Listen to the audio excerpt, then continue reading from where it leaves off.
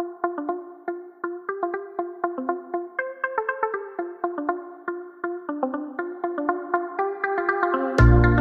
amigos investidores! Sejam muito bem-vindos a mais um BPMcast, nosso podcast para tratar de assuntos de investimento no Brasil, no exterior, empreendedorismo, ou o que mais você quiser trazer aqui.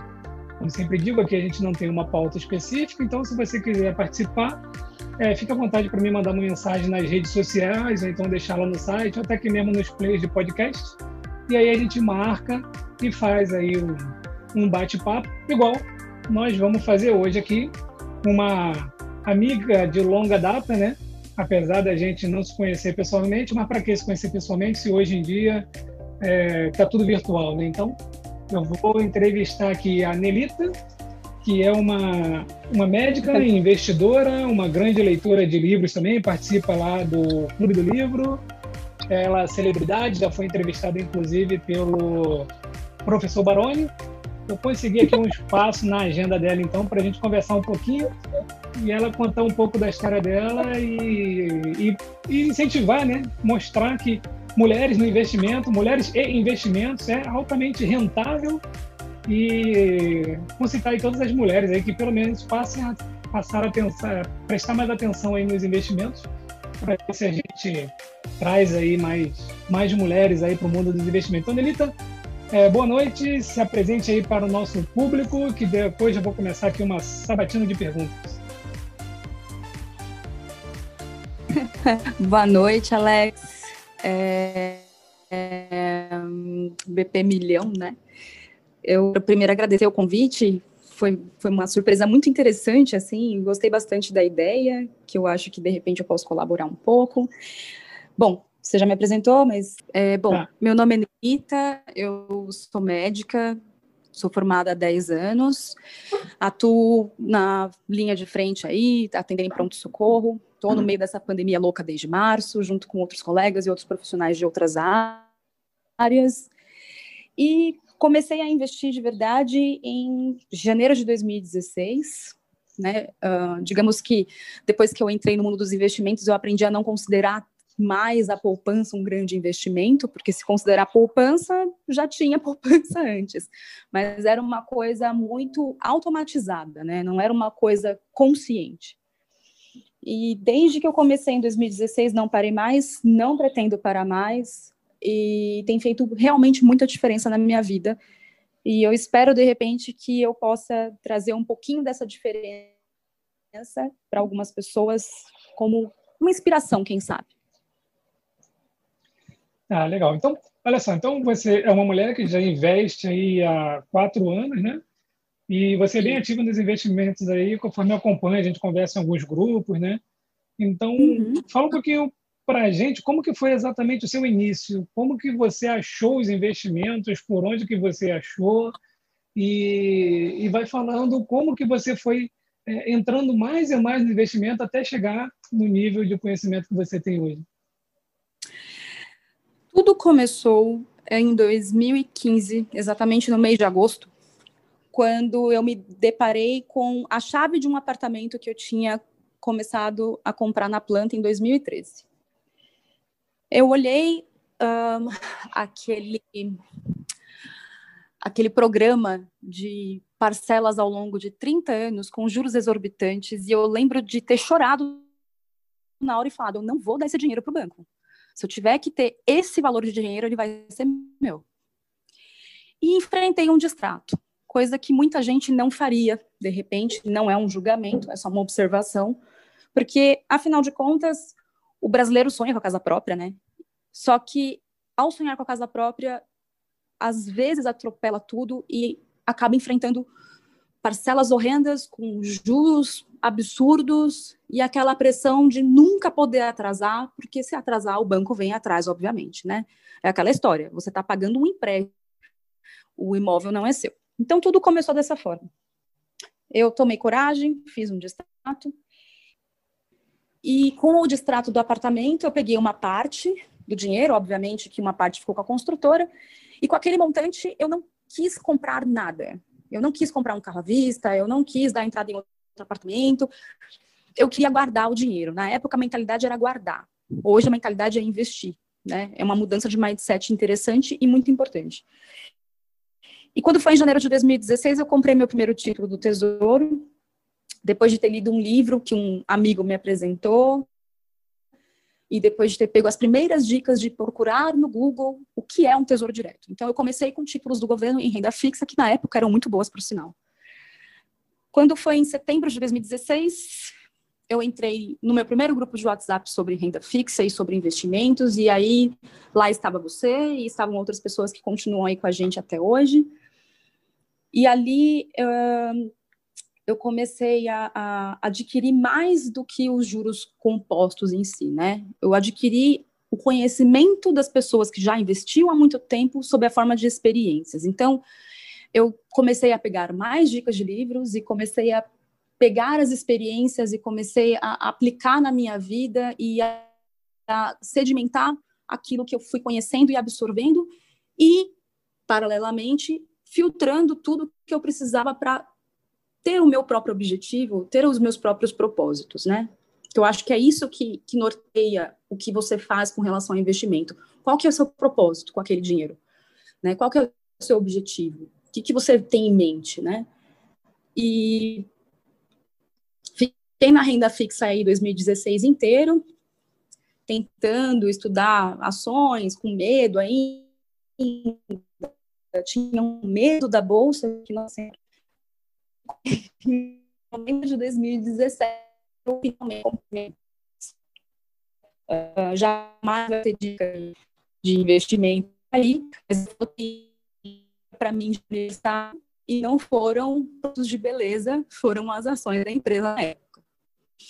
E aí que eu comecei, em 2018, o grande teste foi a greve dos caminhoneiros, porque eu já tinha absorvido a ideia do sobe e desce, né? Você estava lá lendo o livro Dominando o Ciclo de Dados, para cada sobe e desce depois. Então, aquele foi o meu primeiro grande teste. Ver a carteira toda vermelha e entender que aquela perda seria virtual, exceto se eu efetivasse a venda, exceto se eu assumisse o prejuízo para mim. No momento que eu comecei depois a ver o dinheiro subindo de novo, a ver as oscilações do mercado, a entender como que funciona, que eu consegui ter mais segurança para investir. Foi para quase 85% fundos imobiliários em relação a ações, e aí esse ano de 2020 eu equilibrei um pouco mais. Atualmente tenho muito pouco em renda fixa, eu diria que é uns 70% renda variável e 30% renda fixa, e conforme você vai agregando conhecimento, você vai entendendo o seu apetite pelo risco, que tipo de risco eu quero tomar. Ele vai contra ou a favor dos meus objetivos, e o conhecimento que você vai trocando com as pessoas, eu falo que a experiência com as pessoas, com você, com outros que a gente foi conhecendo, para mim foi essencial, foi me dando muito mais segurança, né? Porque todo mundo passa por alguns problemas até chegar em níveis um pouco mais avançados. E a troca é muito valiosa. Então, né, Nelita, financiamento imobiliário, né? Eu sempre comento, já escrevi isso algumas vezes, converso, tem BPMcast falando sobre isso, né? Aí a gente parte para a questão da educação financeira, no financiamento imobiliário.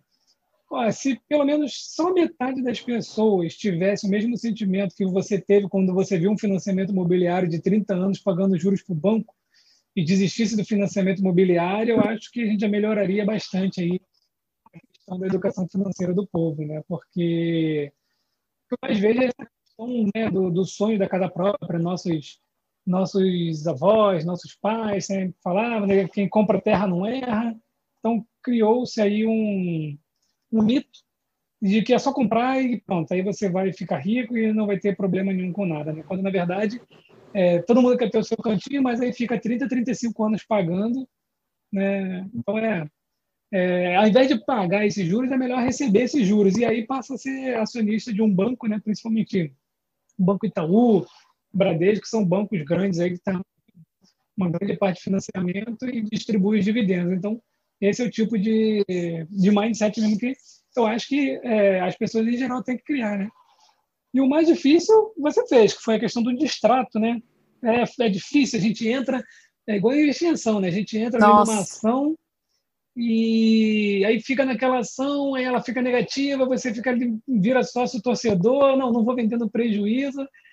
Realizar prejuízo é algo contraintuitivo. Então, é muito difícil a gente realizar um prejuízo de R$ 1.000 aqui para ganhar 3.000 lá na frente, porque o ganho ele não é garantido, né?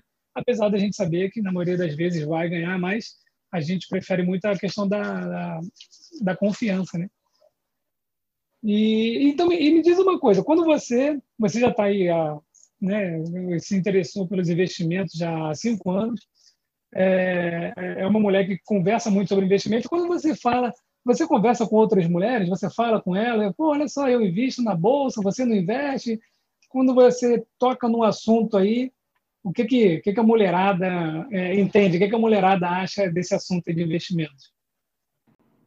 eu vou começar de um jeito um pouco diferente. Quando eu comecei a investir, eu acabei trocando mais ideias, inclusive nos privados da vida, com investidoras, por ter notado um perfil um pouco mais conservador e que na época me atendia, porque eu ainda era muito insegura com relação ao que eu ia fazer, né? Então, foi assim que eu comecei a procurar uma linguagem parecida com a minha, com relação à simplicidade da situação, para depois eu conseguir subir outros degraus, né? Com relação a conversar sobre investimentos, olha, eu tenho tentado trazer algumas amigas, eu vejo que algumas são um pouco resistentes, né? E não é uma resistência do tipo, sou contra, não quero. A pessoa até quer, mas aquele esforço inicial, aquele combustível a mais que automaticamente vai na hora que você liga o carro para começar a sair do lugar, parece que não pega. É como se esse combustível não existisse ali.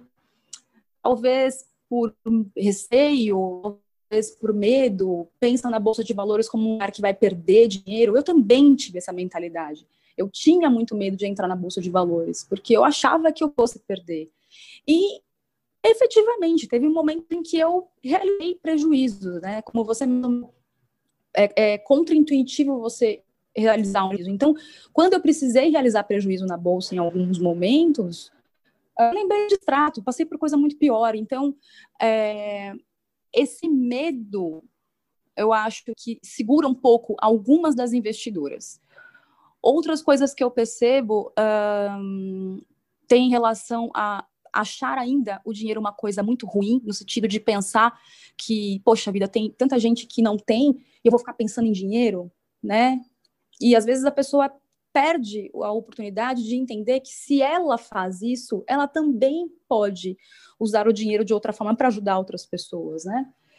E também já ouvi muito mulher que fala assim, não, eu deixo tudo na mão do meu marido, eu nem sei de nada disso, não fico nem sabendo. Então, deixa na mão do marido, eventualmente do noivo, para cuidar dos investimentos e abre mão de repente, compartilhar ideias e, quem sabe, fazer o patrimônio crescer mais. Porque quando você compartilha as coisas mudam com relação a foco, com relação ao objetivo, com relação ao ponto de vista e, eventualmente, melhora, né, a escolha. Então, eu percebo esse tipo de entrave, assim, são alguns entraves diferentes, né? Tem um pouco do lance do medo, tem um pouco do lance do deixar para o outro, tem um pouco do lance do não querer mexer, do achar o dinheiro ruim, errado, e eu também já passei muito por isso, não é uma mudança fácil de mindset. Eu acho que tem um pouco de cada coisa aí. Já vi vários perfis. Tenho poucas amigas investidoras, na verdade. Pois é, você falou um negócio aí bem interessante. Lá no Clube do Livro, ainda estou lendo A Revolta de Atlas, de vez em quando eu coloco uns insights lá, e teve um, né, falando a questão que o dinheiro é a origem de todo mal, né?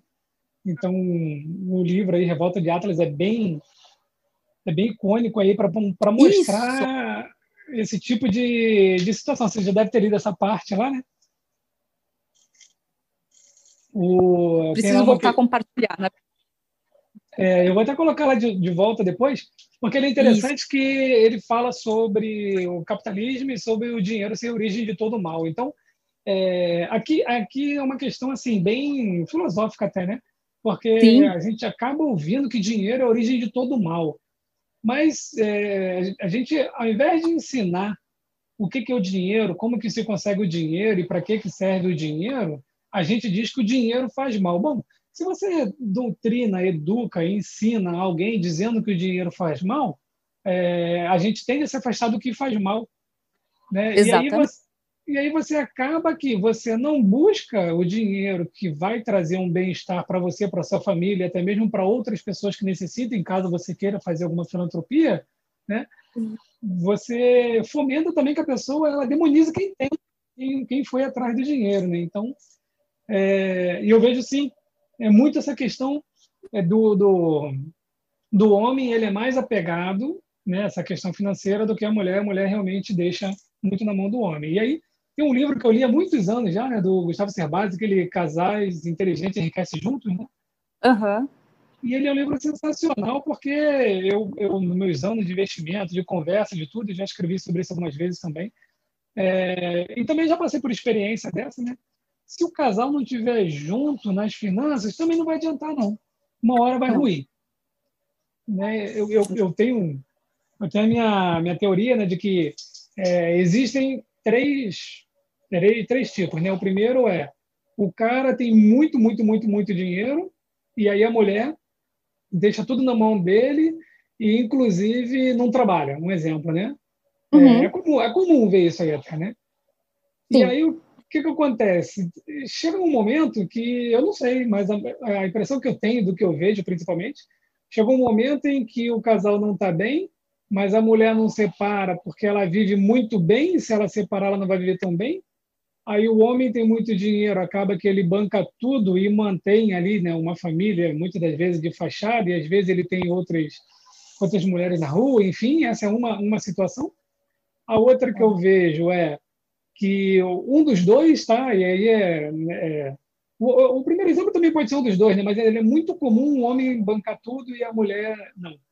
E já tem o outro que eu tenho amigos que passam por essa situação em que a mulher ganha mais e acaba que chega no momento, né? Pode ser tanto um quanto o outro, né? Mas eu tenho amigos que estão nessa situação de que a mulher ganha mais do que o homem durante muitos anos e acaba também que o relacionamento começa a ruir porque vem aquele sentimento, né? Que ambos podem ter de, poxa, eu banco tudo e ele não se esforça ou ela não se esforça mais, e aí acaba que, às vezes, eu me abdico de comprar alguma coisa para poder deixar o dinheiro em casa, né? Mas ele não se esforça ou ela não se esforça. Isso daí também vai trazer um problema lá na frente. E o terceiro é o que o livro fala bem, né? Que se os dois se interessarem, pelo menos problemas financeiros, né, vão ser mínimos ali. Se os dois se interessarem, sentarem, conversarem sobre os investimentos, conversarem sobre a economia de cada um deles, vamos colocar assim na questão da proporção, né? Um ganha 10 mil, o outro ganha 5 mil. Uhum. Então, né, bota a proporção ali, faz conversa. E o que é mais difícil, que é realmente conversar sobre isso, né? Aí eu acho que, bom, o casal ele vai longe, pelo menos a parte financeira não vai ser o problema. E aí é o que entra na maior dificuldade, né? Que, na minha visão, as mulheres, né? Como eu já conversei algumas vezes, já vi alguns twitters aí, mas aí o debate acaba se acalorando, né? Porque as pessoas interpretam mal. Mas as mulheres elas tendem a ser mais de humanas e os homens tendem a ser mais de exatas. E essa questão de que o dinheiro é a origem de todo mal, eu acabo vendo que se o homem senta para conversar sobre dinheiro ou falar, vamos economizar aqui, vamos fazer alguma coisa, na maioria das vezes a mulher não quer conversar. Então, é uma questão mais de estatística que a gente vê que as mulheres não gostam muito da parte de financeira e da parte de exatas. Bom, você pode até entrar numa sala aí de engenharia, matemática, qualquer coisa que seja de exatas, cálculos, integral, derivadas. Você entra no IME, você entra no ITA, no Instituto Militar de Engenharia, Instituto Tecnológico Aeronáutico, você entra numa turma, majoritariamente a turma é de homens, não que não tenham mulheres, mas é majoritariamente de homens. E quando você entra num curso de psicologia, de ciências sociais ou então de serviço social, é majoritariamente mulheres naquela turma, né? Então é daí que eu levo essa ideia de que está mais associada à questão mesmo da identificação. E aí você quebra um pouco dessa teoria, você faz parte da minoria, digamos assim, né? Que é mulher, trabalha na área de humanas, né? Porque medicina é a área de humanas, e é uma grande investidora e ainda incentiva as mulheres a investir. O que você acha aí dessa teoria toda aí? E antes de passar a palavra novamente para você aqui, né, fazer uma correção, a medicina ela é de biológica, né, ela não é de exatas, tem alguma coisa de exata, mas eu acabo associando ela aí uma questão mais de humanas, né, mas a correção aqui que a medicina é de biológica. Então, o que você acha dessa teoria, né, de que as mulheres estão mais voltadas para a questão de humanas do que de exatas? Então, na verdade, eu vou ser bem honesta, eu nunca tinha parado para fazer essa análise de bolsa de valores, majoritariamente homens, sala de exatas, majoritariamente homens. Eu nunca tinha feito essa associação e para mim fez muito sentido.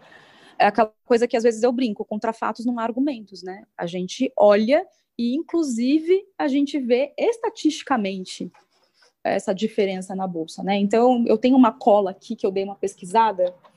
Atualmente, a bolsa de valores tem cerca de 25,4% de investidoras, né?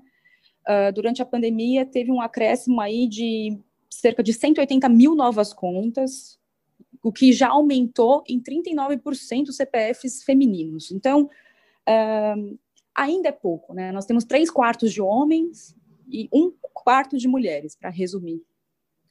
E faz muito sentido mesmo. A bolsa, de uma certa forma, para a gente conseguir investir de forma eficiente, consciente, inteligente, e você precisa ter uma noção que não é uma noção 1 mais 1 igual a 2. Existem índices, existem planilhas, existem dados estatísticos mais específicos, com uma linguagem mais voltada para finanças, para economia. Então, assim, obviamente eu não virei especialista, tem coisas que eu não entendo ainda, que eu tenho que estudar muito, inclusive, mas não é impossível. Porque aí vem o que eu falo que é o pulo do gato. Qual que é o propósito por trás do ato de investir? Então, eu tenho objetivos que eu sei que aqui no curto prazo, no médio e no longo, o investimento vai me fazer muito melhor. Como pessoa, como alguém que pensa no futuro, que ajuda os pais idosos. Então, assim, quando a gente entende o porquê do ter aquele dinheiro, o conhecimento acaba ficando até mais fácil de ser compreendido. Aquilo que é aparentemente muito difícil acaba tendo um significado um pouco diferente. Então, mesmo a gente tendo estatísticas que comprovam essa diferença entre, né, homens e mulheres, se a mulher entende o que ela quer com aquele dinheiro, o porquê daquele investimento, para que fazer aquilo, o mindset muda automaticamente. Eu falo que foi o susto que eu tomei quando eu vi o quanto eu ia pagar de juros naquele apartamento. Eu falo que foi aquele choque que eu tomei, que eu falei, não vou fazer isso.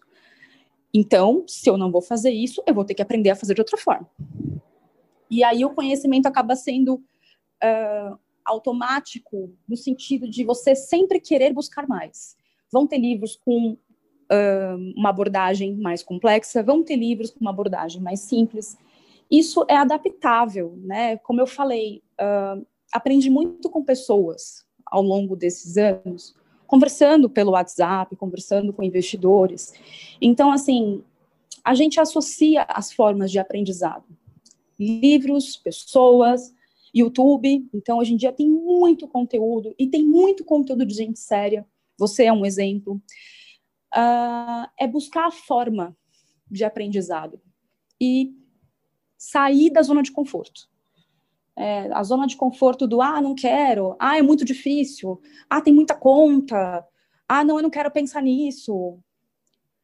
Esse conforto precisa mudar, mas tem que ter algum interruptor ali para abrir essa chave. E eu, na minha opinião, assim, pensando na minha experiência pessoal mesmo, o meu interruptor foi esse choque que eu tomei de realidade com relação a juros e a querer esses juros para mim. E definir o propósito. Mas por que eu vou fazer esse distrato? Mas por que então que eu quero guardar o dinheiro? Um termo que eu usava antes e que agora eu falo investir. A hora que a gente faz isso, a coisa deslancha. O conhecimento vem até você porque você procura como se estivesse respirando, é natural. Pois é, eu acho muito interessante que você comentou ali. Na verdade, tem que começar, né? A pessoa que não adianta, qualquer coisa na vida, né? A pessoa quer emagrecer, mas ela não quer começar. Ela não quer suar, ou então ela... que você falou, zona de conforto. A zona de conforto é para tudo, né? Não é só para questão de investimento, não. Para quem quer emagrecer, para quem quer ficar mais forte, para uma academia, para quem quer poupar para poder comprar alguma coisa. E a gente acaba que tende a desistir, principalmente se o objetivo for de longo prazo, né? Então a gente traça ali o objetivo. Por exemplo, você falou dessa questão aí que foi o teu estalo aí para não pagar juros e começar a investir. O imóvel, né? Uma casa própria. O que a gente faz, né? A gente quer a casa própria dos sonhos agora para ficar pagando 30 anos, mas a gente não quer guardar 10 anos para comprar casa própria e não ter a dívida. Então a gente acaba que entra nessa zona de conforto. É mais fácil eu ter agora e pagar a vida inteira do que juntar um período e depois comprar, né? E nessa questão dos objetivos alcançados, em que a Bolsa, o que os investimentos em geral já te ajudou a alcançar? Onde que você está aí nessa questão dos seus objetivos? Eu falo que, apesar de eu ter aí 3 anos de Bolsa, 4 para 5 anos de investimento em geral, eu ainda estou começando. Eu falo que eu ainda estou começando, porque a gente está falando aqui de mindset, de zona de conforto. Eu falo que eu mesma assumo que não foi fácil e não é fácil para mim até hoje, com relação a entender, por exemplo, quando um objetivo não é mais aquilo que você quer. Então, tem coisas que vão mudando ao longo do tempo e que, eventualmente, vão fazer você dar um passinho para trás para conseguir dar outros 3 para frente. Então, assim, hoje em dia, eu recebo em dividendos o equivalente em dinheiro que eu pagaria algumas contas fixas. Não muitas contas fixas, mas algumas contas eu falo que todo mês o dividendo que eu recebo de fundos imobiliários e ações na Bolsa de Valores já me pagaria. Eu lembro como se fosse ontem, quando aconteceu de eu fechar a primeira conta. Foi um negócio tão mágico, porque eu falei, gente, daqui a um tempo, se eu não tiver mais energia para trabalhar muito, eu vou poder reduzir o meu ritmo, até porque nós não ficamos cada vez mais jovens, nós ficamos cada vez menos jovens, né? A nossa energia vai, ao longo dos anos, mudando. Então, se eu tenho um propósito para o futuro e eu vou vendo esses resultados passo a passo, fica muito mais fácil de usar isso como motor de impulsão para frente, né? Então, o ponto em que eu estou hoje, eu vou falar em linhas gerais. Eu tenho muito mais ações e fundos imobiliários do que renda fixa. O que eu recebo de dividendo pagaria algumas contas, que é muito importante.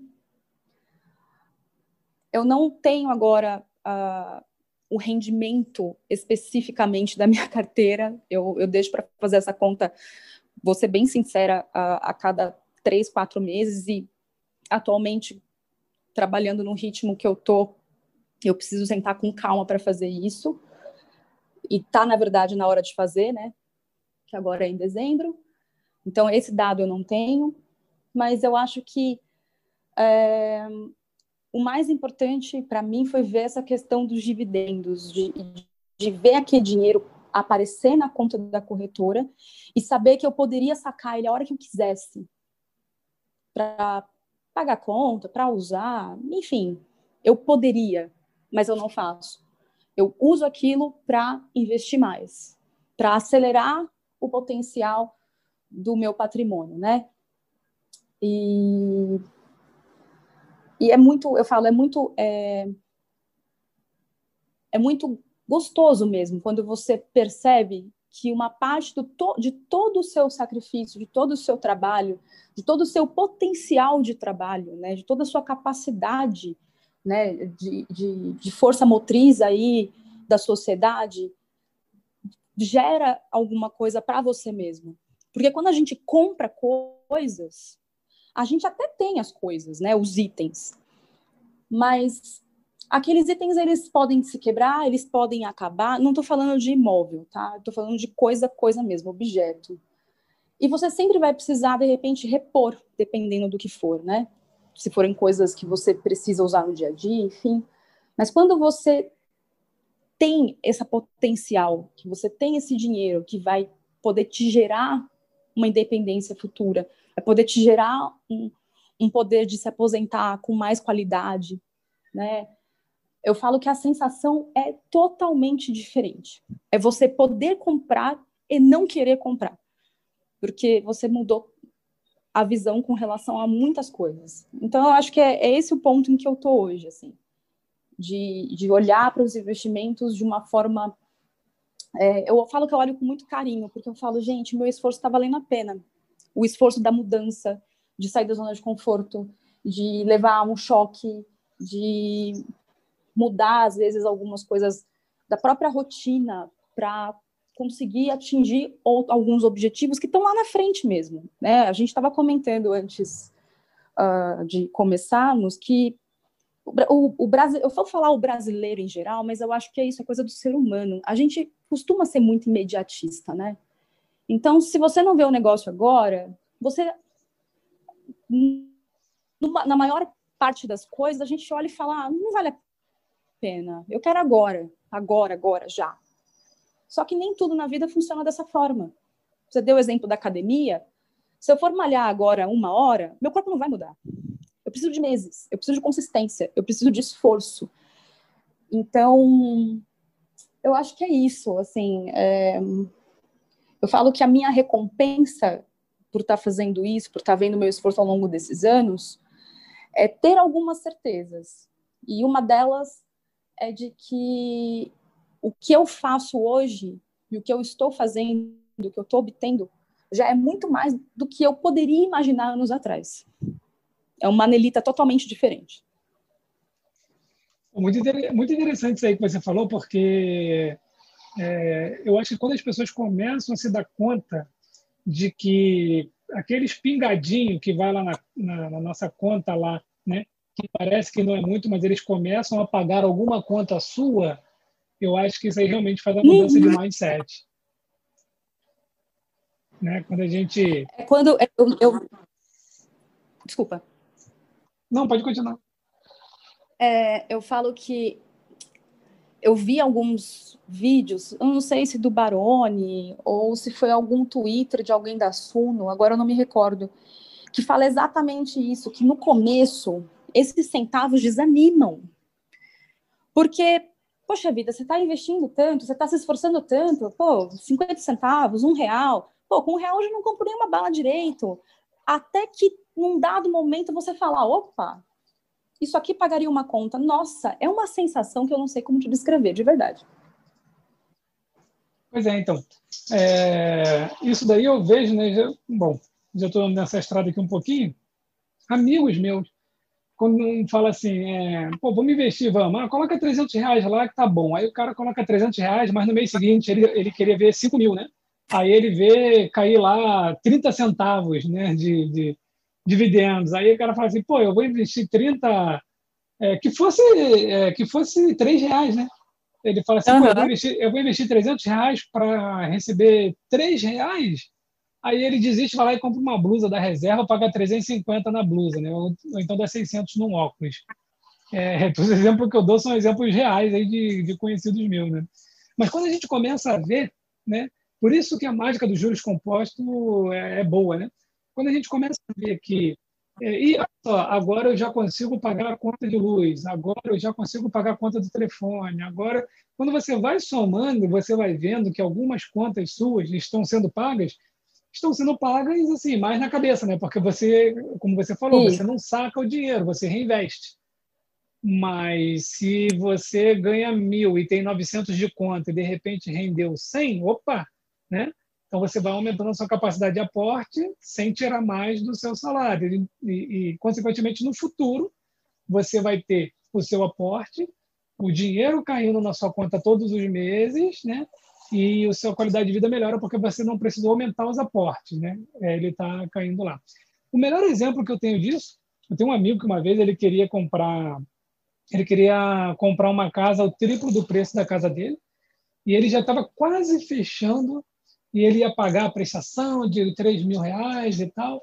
Aí eu consegui convencer ele e falei assim, cara, olha só, você não precisar, necessidade você não tem. Então fica na casa que você está e vamos fazer o seguinte, vamos começar a investir esse dinheiro todo aí, 3.000 por mês e tal. Enfim, aí ele começou, topou. Aí ele começou a investir, aí chegou num patamar aí de 200.000, rendendo, né, para ele ali. Ele tem fundos imobiliários também, alguma coisa em ações, né? Só que quando ele olha ali todos os meses, ele tem 1.200 a mais na conta, né? E aí eu fui e mostrei para ele, falei, olha só, você com 200.000 tem em torno aí de 1.000, vou botar aí assim, né, um número redondo, de 1.000 a 1.200, 6%, né? Você tem aí de 0,5, 0,6, você tem isso daí todos os meses na sua conta. Quando você tiver o valor da casa que você ia comprar sem necessidade, porque você já tem uma casa de 3 quartos, uma casa que você vive, né? Você vai ver que o valor da casa vai te render em torno de 3.000 por mês. Aí a pergunta que eu te faço é, você recebendo 3.000 todos os meses, com 600.000 aplicado, você quer pegar os 600.000 e dar à vista numa casa e deixar de receber esses 3.000 todos os meses? Aí foi onde ele parou assim e ele falou assim, pô, 3.000 vai estar entrando na minha conta aquilo que eu estaria pagando de prestação. Eu falei, pois é. Então, olha só, você deixou de gastar 3.000 e está recebendo 3.000, ou seja, 6.000 por mês. Aqueles 3.000 que você já estava disposto a pagar de prestação, você está guardando. E também está gerando 3.000, então é 6.000 por mês. Você quer sair de um rendimento de 3.000 e entrar numa dívida de 3.000 e quando você olhar na sua conta, o investido está zero ao invés de 600.000? Aí ele pensou e falou assim, pô, não quero. E como conclusão, o que ele fez? Passou mais um tempinho, ele comprou um terreno, que né, o terreno sei lá, não é nem foi, acho que 15 ou 20% do valor da casa que ele queria. Então ele comprou o terreno, né? Já pagou o terreno bem rapidinho e ele continua investindo o dinheiro dele. E o terreno está lá paradinho para quando ele tiver dinheiro suficiente para bancar a obra sem vender nada do que ele tem, aí ele vai começar a fazer a obra da casa dele.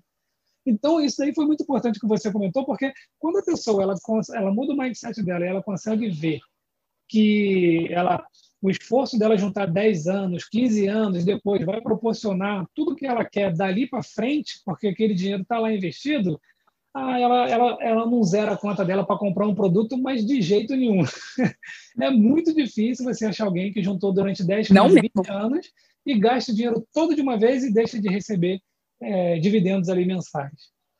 Nossa, não zera mesmo. E aí você falou um negócio que você pegou um gancho, que eu estava tentando colocar e eu não conseguia. A questão do precisar. Ele já tem uma casa, né? Então, assim, ele precisa efetivamente mudar com urgência agora, já? Tecnicamente falando, não, né? A menos que tenha algum incidente, alguma coisa que, enfim. Mas mesmo assim, será que de repente não valeria a pena alugar se ele quisesse realmente mudar com urgência, em vez de torrar tudo que ele juntou? Então, a gente também tem uma questão que precisa ser vista com esse negócio de mindset, que é a questão do precisar comprar. O que eu efetivamente preciso, o que eu posso considerar supérfluo, o que dentre os supérfluos realmente me faz feliz e eu vou destinar uma parte para aquilo. Então, mesmo sendo um supérfluo, vai ser um gasto consciente, porque aquilo vai fazer parte do meu lazer, ou de repente de alguma coisa que eu gosto muito. Então, essa questão, essa diferenciação, né, entre precisar e simplesmente agir pelo impulso, que foi uma coisa que eu acredito que está muito nessa história que você contou e que a gente vê por aí de formas distorcidas, né? Então, qual que seria o impulso dele? Fazer parcela. Você mesma falou, né, do comprar a terra. É automático. Entra naquele negócio que a gente fala sobre a Bolsa de Valores, que é o famoso comportamento de manada. Se todo mundo faz, por que eu não vou fazer? Né? Será que eu estou mais certo do que todo mundo? Talvez não se trate disso, mas se trate de autoconhecimento. O que você quer para você? Então, a hora que você ensinou isso para ele, que você mostrou isso para ele pôde refletir de uma outra forma. Né? Então, isso é muito legal, que é o que eu falo do conhecimento trazido pelas pessoas. A gente aprende muito em livros, a gente aprende muito trocando ideias. E você mencionou a questão dos casais e tudo mais, né? Do quanto é importante essa troca, porque você não apenas enriquece financeiramente, você enriquece em diversas instâncias. Então, o quanto a sua troca foi valiosa para essa pessoa, e um valor além do dinheiro, né? Hoje em dia, eu tenho certeza que tudo que ele faz, ele pensa de forma diferente. Ele reflete muito antes de tomar a decisão, né? Em vez de sair por impulso, achando que precisa, vai lá e simplesmente compra, ou simplesmente gasta para pensar depois. Que é o que a gente mais vê, né? As pessoas primeiro gastam e pensam depois. Principalmente se dá uma melhorada na renda, né? Então, é sempre assim, deu uma melhoradinha na renda, então é gastar mais e não poupar mais, né? Essa é outra... Bom, é uma questão de educação financeira mesmo, mudança de mindset, como a gente sempre fala, né? Não tem jeito. A educação financeira, a gente tem aí, né? Eu não sei se era boato, ou de repente você pode até me corrigir com relação à educação financeira em escolas. Seria muito promissor que as pessoas tivessem esse acesso ao longo do desenvolvimento, porque muda aquela chave que você falou do dinheiro é mal. Antes eu também já pensei que o dinheiro é mal. Hoje eu penso que é ruim o que você faz dele.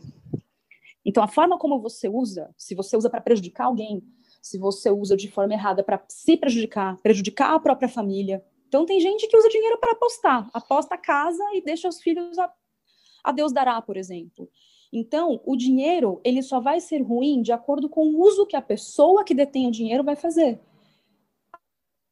A hora que a gente entende isso, a gente para de demonizar o dinheiro. E a educação financeira acaba sendo uma coisa que eu acho que é mais efetiva, porque tira essa premissa errada, né? Tira essa premissa ruim que a palavra dinheiro sempre traz. É muito importante. A educação financeira depois que eu comecei a aprender a investir, que eu entendi o quanto é importante.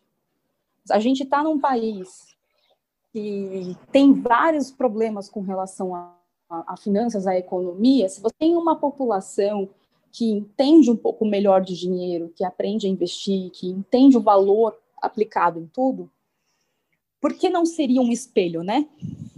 A população, a economia e o bom funcionamento de uma forma geral de todo um país, né? De toda uma engrenagem econômica. Então, é uma discussão longa aí, né? Bem filosófica, mas que eu acho que é muito válida e é muito necessária. É urgente, na verdade. Eu diria que é bem urgente. Com certeza, né? O povo com conhecimento, bom, é outro povo, né? E às vezes a gente até acha que alguns querem que continue dessa maneira, né? Porque é uma coisa tão elementar que é a educação financeira, a gente acaba aprendendo na escola exatamente que o dinheiro é ruim. Então, Nelida, antes da gente terminar aqui, né? Deixa aí uma mensagem, vamos concitar aí você como uma mulher investidora já há alguns anos, que já aprendeu muito aí, já dá show lá nos grupos que a gente participa, de tudo quanto é tipo de investimento, já deu até aula para o Baroni. Traz aí então uma mensagem aí para a gente chamar as mulheres aí para se interessar pelo menos, a ouvir um pouco mais, assistir alguns vídeos, né? E sair aí desse anonimato, de achar que os investimentos são muito difíceis, são cálculos, é perda de dinheiro. Aqui em casa, a minha esposa ela já investe bastante, né? Antigamente ela só investia em renda fixa, tipo, pouca coisa em renda fixa, não tinha assim, uma visão para investimento. Aí, aos pouquinhos ali, né? Foi introduzindo os investimentos imobiliários, os FIs, aí ela gostou, aí começa o dinheiro a cair todos os meses, aí bota mais um pouco, vai aumentando, aí daqui a pouco aprende um pouquinho de ações, aí mostra para os pais, que também são bem conservadores, o dinheiro estava todo parado numa poupança, aí começa a arriscar também, agora a mãe dela também já coloca lá o dinheiro nos FIs, todos os meses já vê os pingados, e assim a gente vai... Ai, que legal. A gente já vai mostrando para as pessoas e trazendo as pessoas e mostrando na prática e na real. É por isso que eu trago aquela carteira da minha filha, né, que aquela é uma carteira real ali, de investindo com pouco dinheiro, e aos poucos eu acho que a gente vai conseguindo educar e trazendo as pessoas aí para os investimentos. Então, deixa uma mensagem aí para as mulheres que ainda têm medo de investir, para ver se traz elas aí para os investimentos. Bom, a minha mensagem é para não terem medo. A gente não tem que ter medo de nada. A gente pode e deve fazer as coisas por nós. Quando você consegue aprender a investir, quando você consegue ver resultados palpáveis, quando você consegue adquirir esses conhecimentos, existe uma palavrinha que eu adoro e que eu sei que é muito difícil de definir, mas ela acaba aparecendo em nuances na sua frente quando você investe, que se chama liberdade de escolha. Então, mulherada, investir ajuda na liberdade de escolhas. De todas as escolhas que você vai fazer com relação a qualquer coisa que vai comprar, com relação a como definir o futuro, a gente não tem que ter medo desse tipo de coisa. Especialmente se forem coisas que vão ajudar a gente a cuidar do agora, né? Então, tem mulheres que são mães, isso ajuda a cuidar do futuro dos filhos. Não tenham medo. Ultrapassem o medo. Procurem conhecimento. A internet está cheia de gente capacitada, de gente responsável. Tirem dúvidas. Perguntem para o círculo de amigos. Eventualmente pode ter alguma que já investe, ou de repente algum amigo mesmo que já invista. É muito gostoso quando a gente troca informações e conhecimentos. Então, não tenham medo e não tenham vergonha.